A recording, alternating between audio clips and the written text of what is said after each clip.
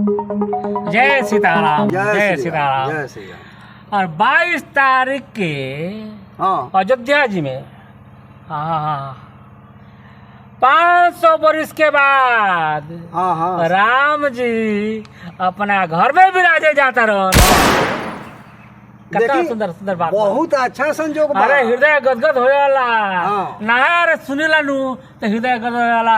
आ उनकरे भक्त हाँ परम शिष्य परम भक्त हनुमान जी हाँ 29 तारीख के एहू जना 30 बता तारीख के अपना गांव में विराजतन उनका प्राण प्रतिष्ठा बा। हे प्रभु, हे प्रभु। ई देखी कितना बढ़िया संजोग बा जे राम जी पहले आवत रहना लगले हनुमानो जी जब से किया बता। ये में सहयोग सबके के जरूरी बा। बढ़िया संजोग बा। दिल से मन से हृदय से सहयोग करी। हाँ। जय सीताराम, जय श्री राम, जय जय श्री सीताराम। राम। देखिए कितना सुंदर मंदिर तैयार बा। ए बीच में रंगोलियो है। हाँ, ये टाइल्स लागल बा, गेट लागल बा, मूर्ति भी आ चुकल बा, सब तैयार बा। खाली प्राण प्रतिष्ठा बाकी बा, प्राण प्रतिष्ठा करेला बा। और साथ में भागवत कथा हुई, अष्टयाम बा। ज्यादा से ज्यादा और वालों का सहयोग करेला बा।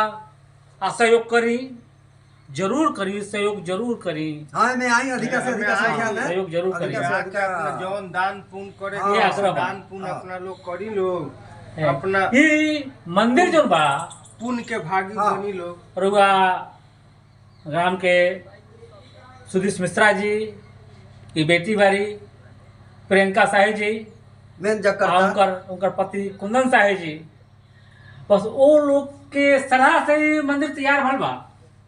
आ हमने के वो सलाह के और आगे बढ़ा के प्राण प्रतिष्ठा हाँ आ साथ साथ भागवत कथा के आयोजन के हाँ। सहयोग करके के हमनी के ए, जनता के का सहयोग सफल है। कर देवेला बा। हाँ। यह अगर बा। हाँ। जय सिया राम, हमनी के जय सिया आ राम। जाते जाते एगो और दोहवा जे बसे के बीच के बगल में तो हाँ, हम बोल बता दो, देवे के बोल चाहत बोलल जा, हैं जे तुलसीदास जी के बड़ा ही सुंदर दोहा बा जे तुलसी पंछी के पियो हाँ, हाँ। आ घटे न सरिता नीर आ दान देत धन ना घटे आ जो सहाय रघुबीर। रघुवीर सिया रामचंद्र की जय।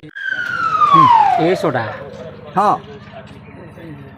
हमारा तो इस समझ में आवता हाँ कि जग होता।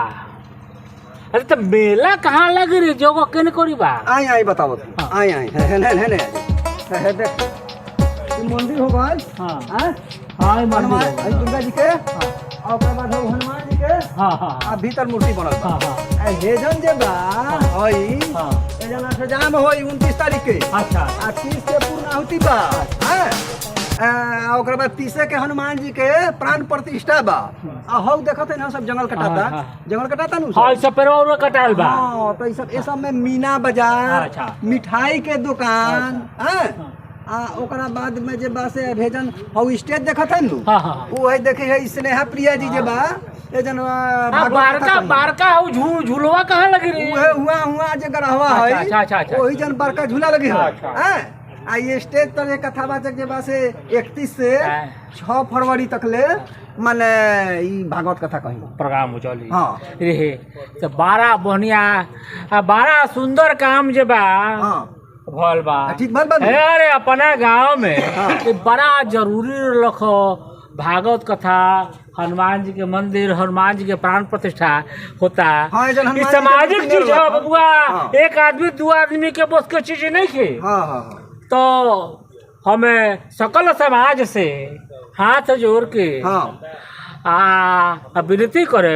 हाँ कि हे पंचे ई रघुआ लोगन एमे साथ दी जकरा जितना बन पावे धन से सहयोग करी हाँ मन से सहयोग करी।